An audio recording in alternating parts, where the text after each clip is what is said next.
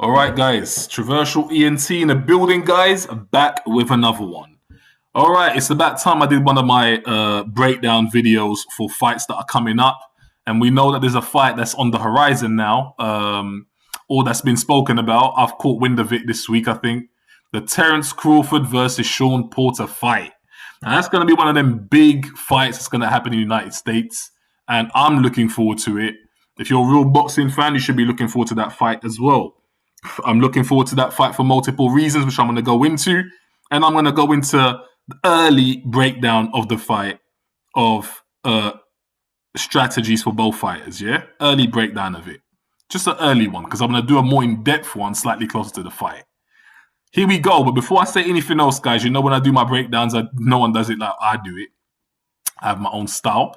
Hit the like button, subscribe to the channel, leave a comment down below to let me know your thoughts and your feedback on what I'm about to say. Whether you agree or not, I want to hear it. And remember, guys, I have no problems with people disagreeing with me. I don't have a problem with that at all. But keep it respectful. Don't be swearing at me, cursing me, and all sorts, because I'm just going to delete your comment. All right, so here we go. Who shall I start with? All right, let me break it down this way. Let's look at it. Terence Crawford, Shawn Porter. Why am I interested in this fight? Because I want to see how I get the name so confused, how Crawford is going to handle Porter. I do want to see that. Nothing to do with how Porter fought Spence. Nothing to do with any of that. I just want to see how Crawford is going to handle Porter. Because in my opinion, I've said this for the longest time, and people don't like when I say it. For me, I don't know if Crawford has had his defining fight yet. I'm not sure. I don't think he has. Not that I can think of top of my head. Julius Ndongo was not his defining fight for me. Yes, he got all the belts doing that, but that fight didn't say anything. It didn't say anything to us about Crawford, other than he can handle Julius Ndongo. Mean Machine, it was a telling thing, quite telling to see him get dropped, but we've not counted it.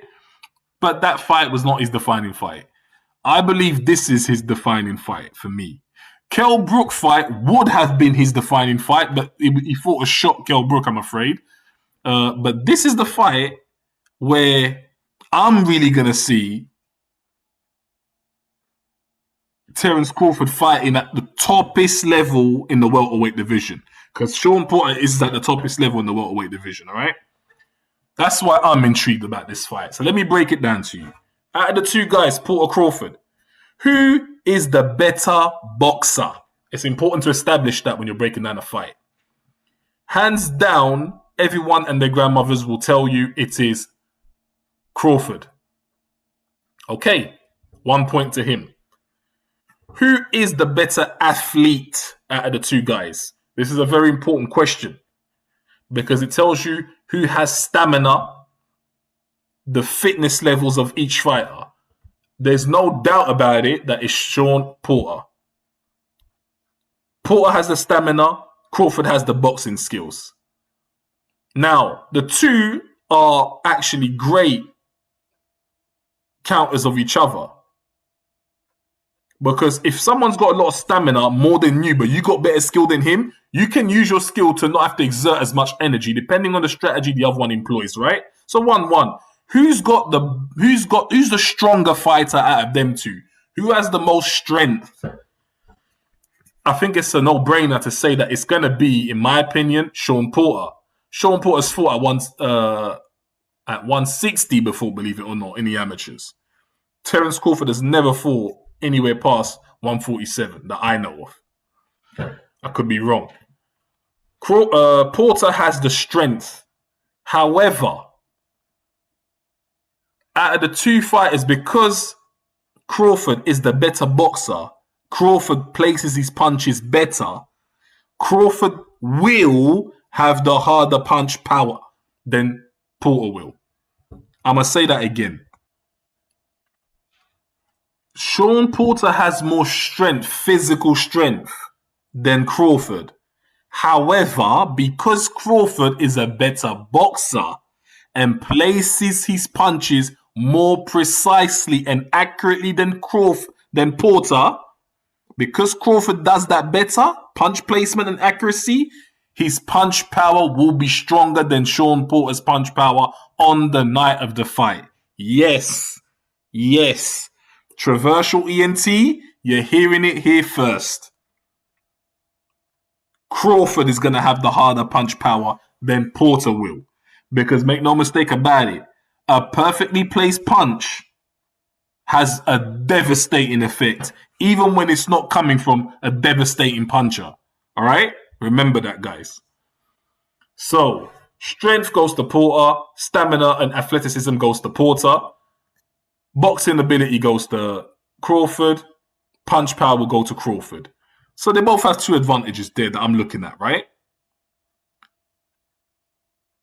Now, I did say I'm not going to go too in-depth with the breakdown now until I do a second one closer to the fight. So I'm going to leave it at that when it comes to looking at certain abilities and certain skills. Now I'm going to tell you how each fighter can win the fight. Early breakdowns. For Terence Crawford to win this fight, he has to be the matador in this fight. Terence Crawford has to be the matador. He must, M-U-S-T, control and dictate the fight. If Terence Crawford controls and dictates the fight, Terence Crawford wins the fight. It is really that simple. He has to control and dictate the fight. He has the ability to be able to outclass Shawn Porter. So in order to execute it, he must control and dictate the fight. The fight's got to be fought at the pace that Crawford decides it's fought at. The action has to happen when Crawford decides the action happens.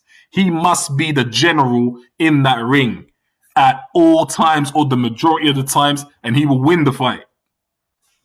That in a nutshell, that's all he has to do, right? And I know I'm keeping it quite vague and I'm not really going in, but I'm just summarizing and getting straight to the point, right? That's what he has to do. He's got to control Porter. That's easier said than done, all right? That's easier said than done, but that is his keys to victory. He must control the tempo of the fight. He's got to decide when they engage. He has to dictate the pace. He has to be ring general. He has to know where he's in the ring, know where to put Porter at every point in this fight. And if he can do that, he'll get the victory. Now let's look at what Shawn Porter needs to do to beat Terence Crawford, because I believe that is what people really want to know. Guys, I can confirm with you lot right now, right, that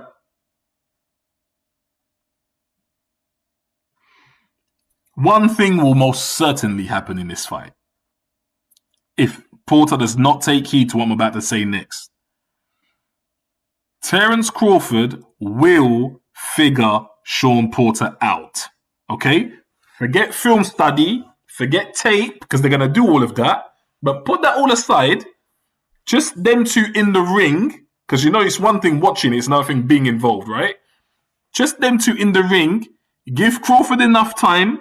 Give Crawford enough rounds. He will figure you out. Kell Brook is a tricky customer. Crawford figured him out. Was it third round? Because until he figured him out, Crawford was losing the fight. But once he figured him out, I mean, you can say what you want, but some could argue that it doesn't matter what Kell Brook did at that point. He was worked out. He was figured out. He wasn't going to win. And it's the same thing with Floyd. The minute Mayweather has you figured out, that's it. It's almost impossible for you to win the fight at that point. It's like he's cracked the code. He's cracked the code. You're not beating him anymore. When Floyd fought Zab Judah, up until he figured him out, Judah was causing Floyd problems because he hadn't worked him out yet. He couldn't catch the timing yet. But once he did, done. Same thing with Mosley. Until he figured him out, Mosley caused Floyd the biggest problems.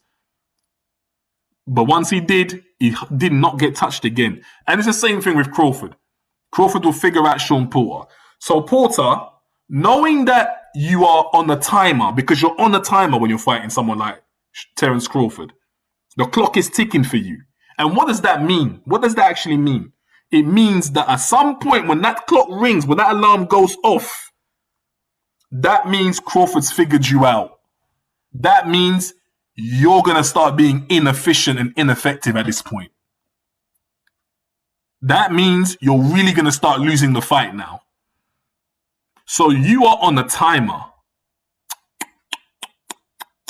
Tick, tick, tick, tick, tick, tick, tick, tick, tick. Yep, that's you.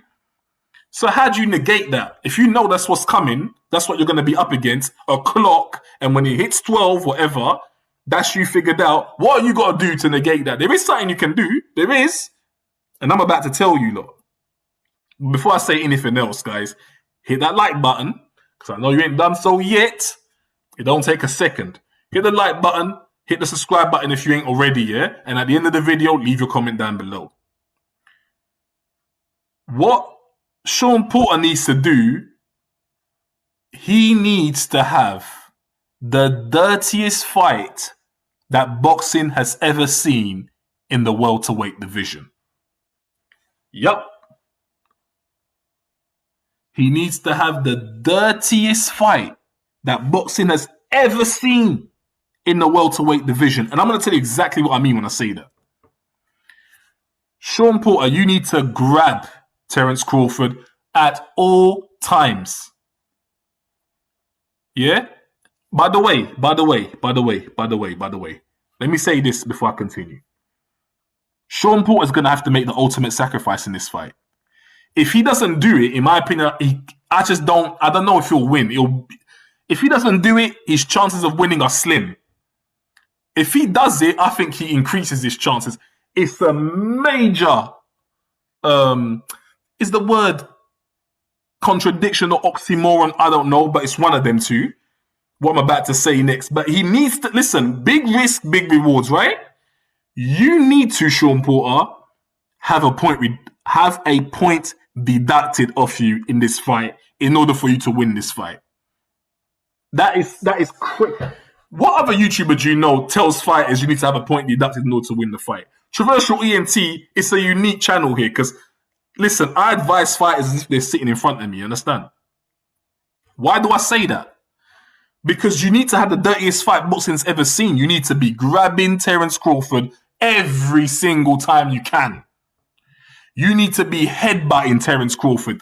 Literally headbutting Crawford every single opportunity you can up until you get your point deducted. All right?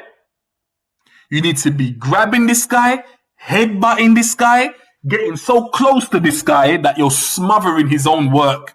Why do you need to do that? Because that's the only way you stop the clock from ticking. Because whilst you're being dirty to that extent, Terence Crawford can't figure you out. All right? He can't figure you out when you're being dirty like that. He can't. He can't figure you out. You need to be very dirty. Now, guys, there's something else that he needs to do, but I'll leave that for part 2 because I don't want a 20-minute video. All right? Because both fighters have weaknesses, major weaknesses, and I'm going to expose both their weaknesses in the part 2. Because they both have it. Even Crawford, he's got one major weakness that can be exploited. And I'm not going to cover that in this video, all right? Porter's got his, Crawford's definitely got his, and I'm really going to go in on Crawford's weakness because he's got a major one. And I don't know for the life of me why fighters are not exploiting that. But we'll get to it. Have the dirtiest fight you can have, Shawn Porter. Headbutt this guy, grab this guy, make it an ugly fight. You have to block off the fans because they're going to boo you in this fight. You're going to fight negative in this fight. You're going to be on your bike in this fight to some extent. You're going to make Crawford chase you in this fight to some extent. And then when he gets close, you be dirty on this guy. Grab this guy, bully this guy. Like literally, you have to be... you got to turn this into a WWE semi-UFC type fight. You got to be Marcus Maidana in this fight. You got to be dirty in this fight. Real talk. Because by doing that, you're going to frustrate Crawford. And he will not be able to work you out at that point. He's just going to be able to... What he's going to do is going to have to revert to trying to find ways in each just landing some clean shots on you at this point. And that is your key to victory. That is your strategy. So that's how the fight looks like, guys, in short. Now, if you like that video, I'm going to do part 2 now. I'm going to record part 2 right now. I might release it tonight. Later on tonight, I'll release it because I've got to do my put my thumbnail together for it nicely, and I'll go in depth with the part 2, and I'm gonna expose both fighters' weakness and how they can exploit each other's weaknesses. All right, because we've looked at what they both do good briefly and how they can both win briefly. Let me know what you think of the breakdown. Let me know if you want to see part 2, and based on your responses, I'll make the part 2. Peace out, guys. Make sure you like, subscribe, and set your notifications if you are subscribed. Comment down below. I'm out.